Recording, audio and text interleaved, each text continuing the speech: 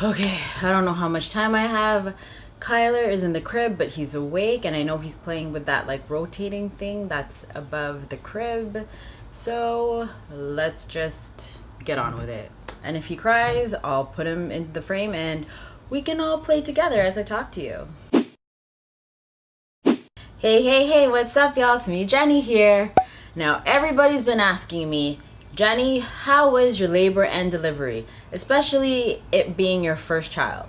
Well, I am here to tell you how that was. So if you want to hear my labor and delivery story, please stay tuned.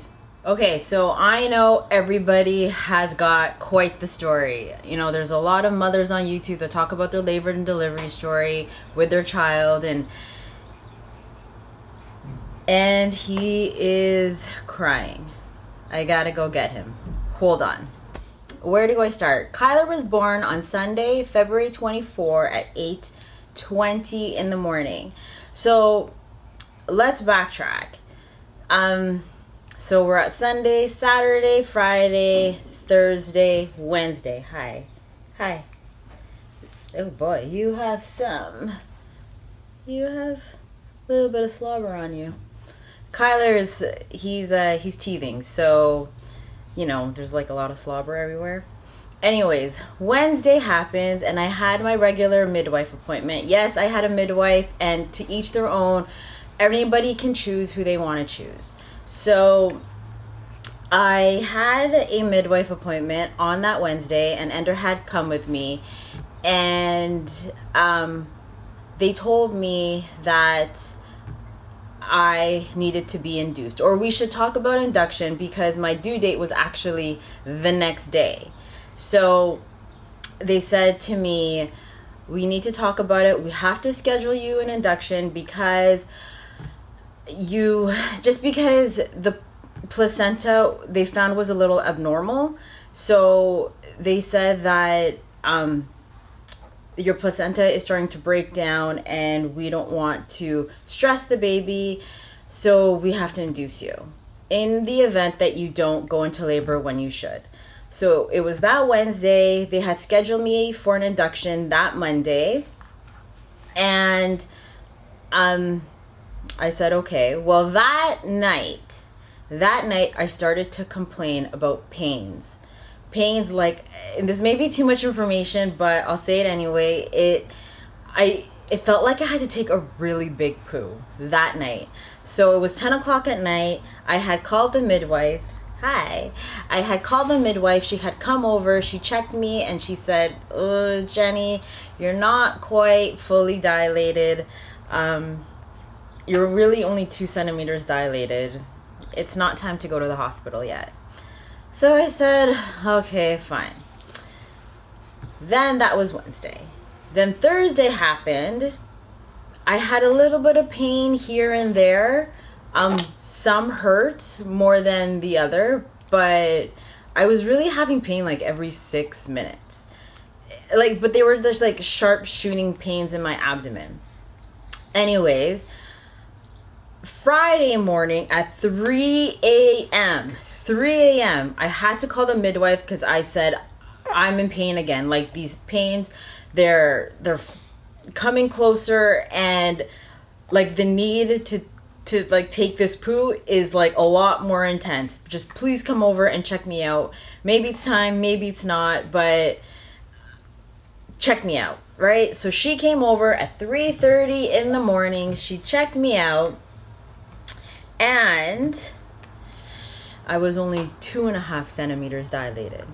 So she said to me, "You know what, Jenny, you've been complaining of these pains. You're not sleeping well." Well, I mean, I wasn't sleeping well to begin with, just because I was so big, and it was just uncomfortable to sleep. But she said, "You're not sleeping well. When the clinic is open, come in, and I have to give you and the baby a stress test." So, or de-stress test, or I can't remember. Oh God, I can't remember. But it was like a stress test. Anyways, I went in. They hooked me up to like a whole bunch of wires. They checked the baby's heartbeat. At that point, I didn't know if Kyler was a boy or a girl. I just knew I was having a baby. And they hooked me up for about 30 minutes. The results came in, and they said to me, "Jenny, the baby's too happy. doesn't want to come out.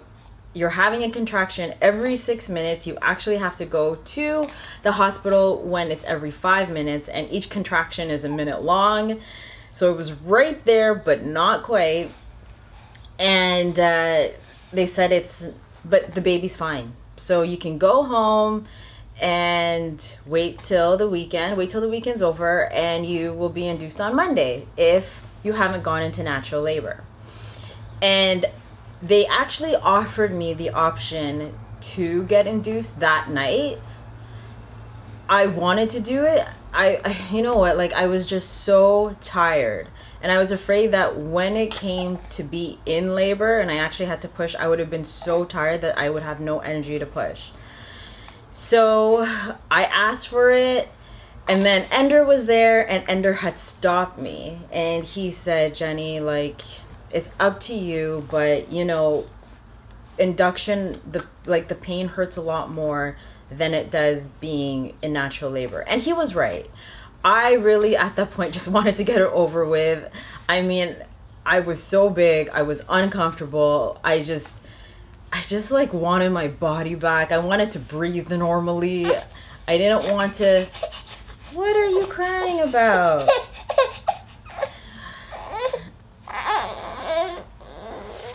Okay, here, you can stand.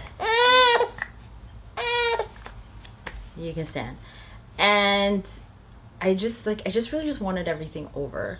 So he talked me out of getting induced that night, and he said, Jenny, you're gonna get induced anyway, so let's just wait a few days and hopefully you'll go into natural labor. I said fine. I went home and all my contractions stopped. Had no idea where they had gone. They just stopped out of nowhere, right? Yes. So they stopped, and Friday was a normal day. Then Saturday morning happened, and my contractions still weren't there. I went to the bathroom and I noticed a little bit of blood on my underwear. And I remember my mother telling me, you're gonna go into labor if you see a little bit of blood. So when you see it, get some rest. Okay, I'll be back. I gotta put him in his rocker. I'll be right back. Yeah, if you hear a ticking noise in the background, it's Kyler. He's in the rocker, and the rocker makes this noise as it goes back and forth, so please don't mind that. So Saturday morning happened. I saw a little bit of blood, and I thought to myself, okay, this is it. I better get some rest. So I had like a little bit of a nap. I couldn't really nap because sleeping was so rare at that point, at 40 weeks and 2 days pregnant. I get if my math was right. Anyways, so I went and I took a nap, and then I got up, pitter-pattered around the house. Ender had gone to basketball. He came back, and my mom had called me, and she said, you know what, I'm gonna go over there with Dad, and you know, like, to drop off a few things before the baby comes. So, and my mother had knew I was being induced that Monday. So I said, okay, sure. So she came, we hung out, me, Ender, and my parents, we all hung out. They left, and then it was time to eat. So we actually went to Swiss Chalet, and we ate that night, and everything was fine. We came home. I did a little bit of exercise. I walk up and down the stairs. I live in a building, and the stairwell is right beside me. So I went and I walked up and down the stairs, hopefully to get things going, because I really didn't want to be induced. Then I came home and I went to sleep Sunday morning. It was hard for me to sleep, so I think I must have went to bed around maybe Sunday morning around 2 a.m. Then I woke up at 4:30 in the morning and with this immense pain, and I was screaming. Ender heard me in the other room, so he came out and he asked what's wrong, and I'm like, I'm in so much pain. I am in so much pain, and I was screaming, and he sat beside me and he said, are you okay? And I said, yeah, I'm okay. I'm okay. Just let this one pass. Maybe it's like a contraction, but not really a contraction. I mean, this is my first baby. I have no idea what a real contraction feels like. So he sat beside me on the couch. Yes, we were sleeping in different rooms. I slept better on the couch and he slept better in the bedroom. So for a while we were sleeping in 2 separate rooms. He sat beside me on the couch and I was laying down and I felt another contraction coming on.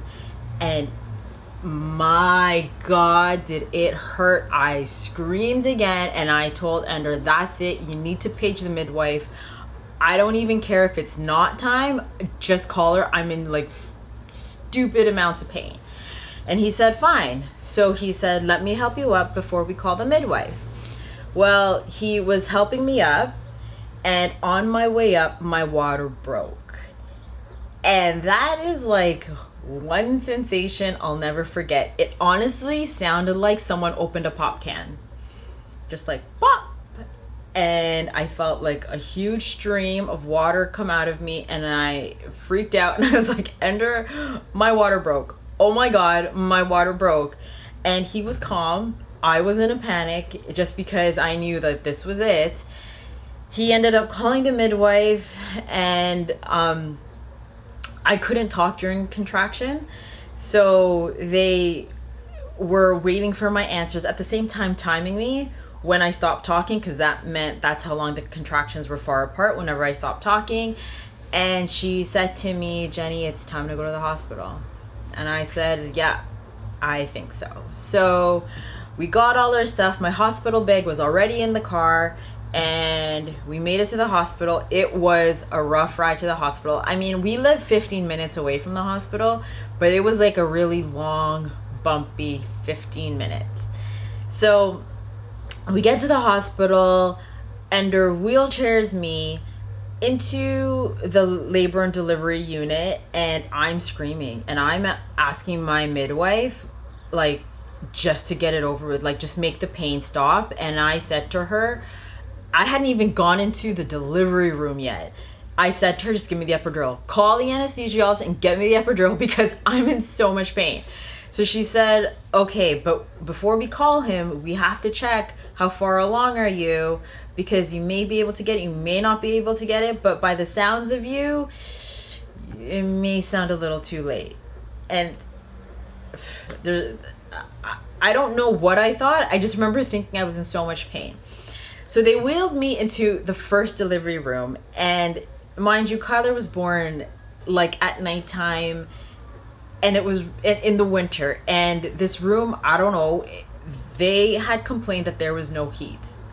So the midwife said, and Ender had complained that there was no heat in this room, and Ender had said, and the midwife had said, maybe we should put you in another room. I'm in labor, I'm sweating, I don't remember it being hot. I mean, I don't remember it being cold. I was just really hot. I just wanted to get it over with. I didn't care. Just put me on the table and deliver this kid. So, but they both had complained that it was really cold, so they were gonna find another room for me where the heater was working. While the midwife was finding a room for me and Ender was with me, I suddenly felt this need to push.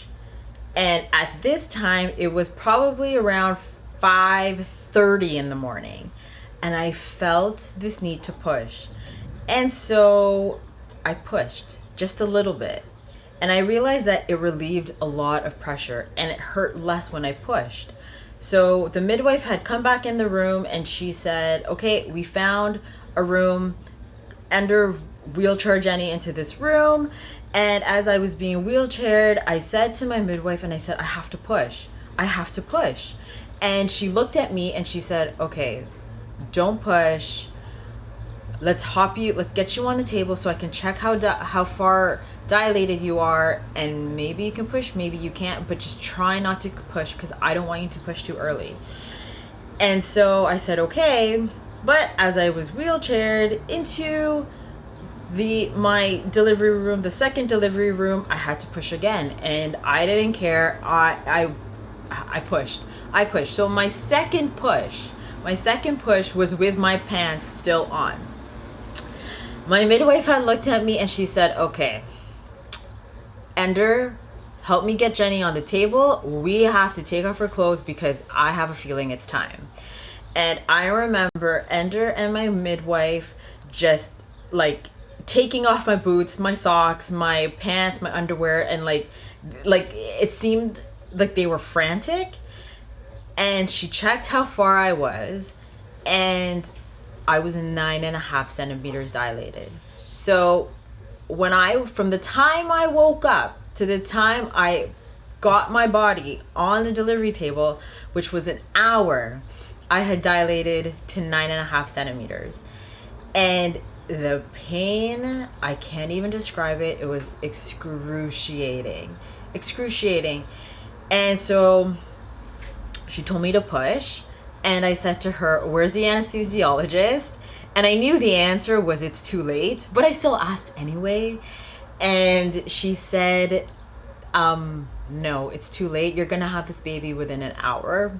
So no, you're gonna go natural.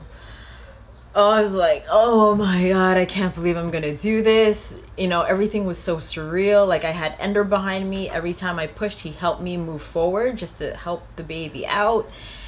And I actually had pushed for an hour, but the baby wasn't coming out. And they had to do another stress test on the baby, Kyler. They had to do another stress test because they couldn't find his heartbeat.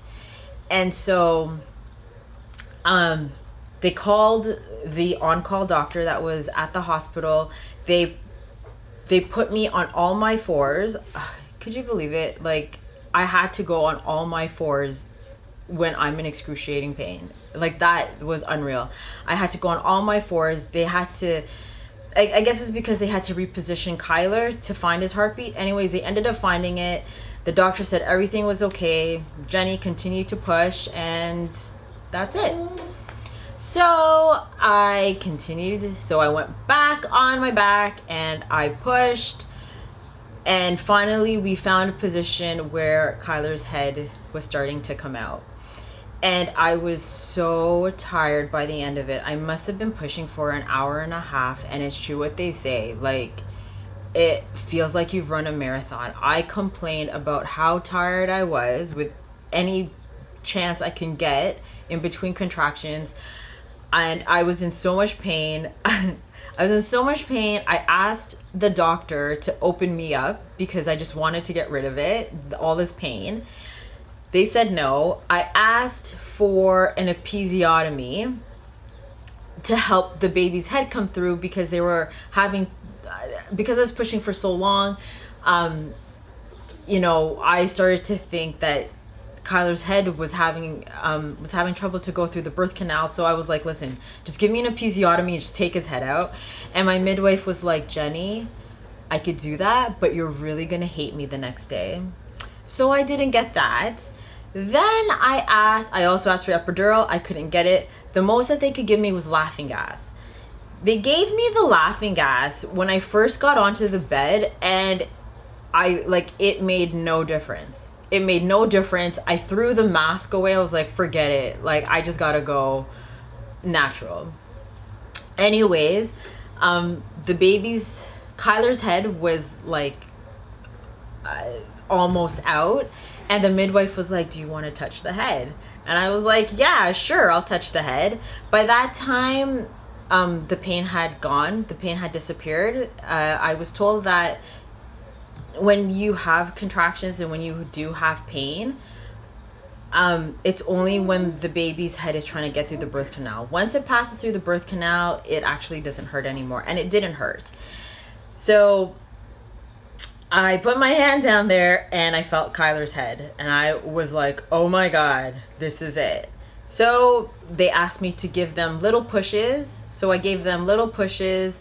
And then finally, Kyler came out. And I remember his cry. It was like, it didn't even sound like a cry. It just sounded like he was wheezing. Anyways, that's what his cry was. I remember Ender was so emotional. He had hugged the midwives.